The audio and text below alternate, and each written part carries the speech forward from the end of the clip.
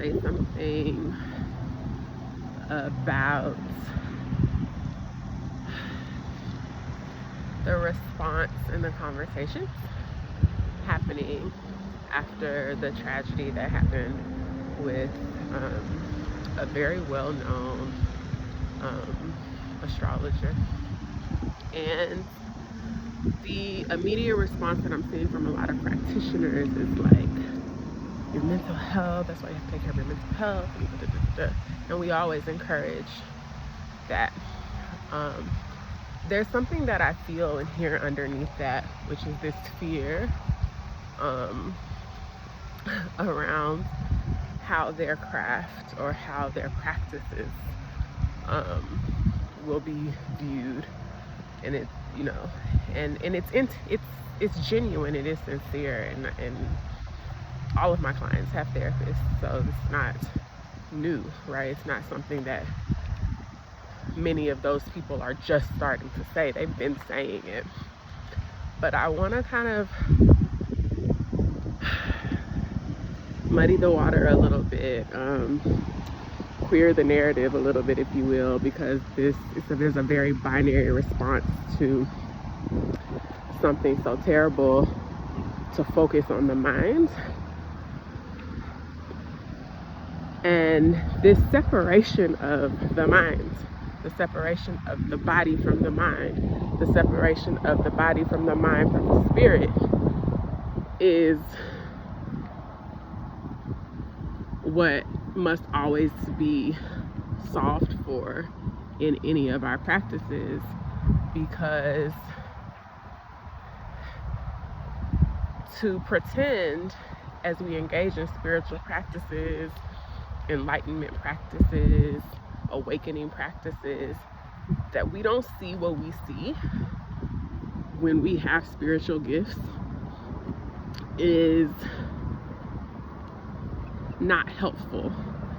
And I'm saying that because a lot of people are like, oh, well, she lost touch with reality. She lost touch with reality. Number one, I don't know enough to comment. But what I can comment on, knowing and loving people who have had spiritual giftings and really struggled with trying to make sense of what they were experiencing, is being met with this pushback of what's real and what's not. Now, everybody's practice is different. There are some of us, this is going to be probably longer than this is not something you can fit into something cute like little bite-sized chunks. And so hopefully I'll try to be as cohesive as possible and articulate this to the best of my ability in the middle of still, you know, gathering my thoughts and processing. But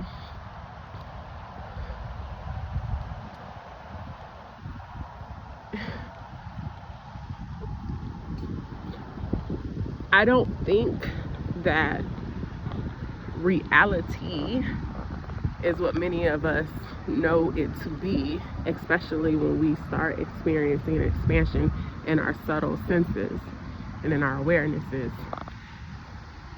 What we need is potentially training of our oracular gifts, because what's happening is there's this accessibility to these practices. Some of us are born with it, some of us uncover them through intentional quests for them, right? And so where's your community? Where is your anchoring? Where is your grounding? Where is your, you know, stability when you are exposed to things that push and break the concepts of what you thought existed, and you do experience significant paradigm shifts around what's real and what isn't. I remember my aunt one time asking me about like a tarot practice in particular, because that's all she could, you know, that's the way that she recognized my spiritual differences, was that I used tarot, right? Or I was creating some content with tarot. But I'm actually a priestess, right? Like I'm actually an oracle. I'm remembering gifts from other lifetimes, other experiences, and using them. And so she asked, like, was I worried that it was opening a portal And I expressed to her, I'm not worried. I know that it is, but I'm aware that it is. And I take it very seriously. So it's not something that I'm engaging with willy-nilly. And I think that's the difference. I think that's the weight that we have to start carrying. It's not heavy, especially it can be sometimes, even if it's, your anointing or your calling or your inheritance to practice and serve other people in that way.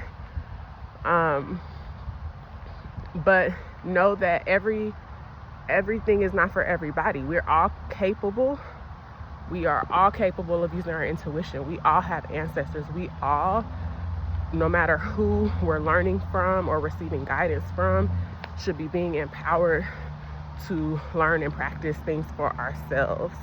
But for those of us who feel called or feel moved to serve other people, we have to, and I'm probably preaching to the choir, but I just feel the need to say that in any type of healing practice, any type of service, you are opening your body, your mind, your multidimensional self, and exposing it to things that people don't consider to be real.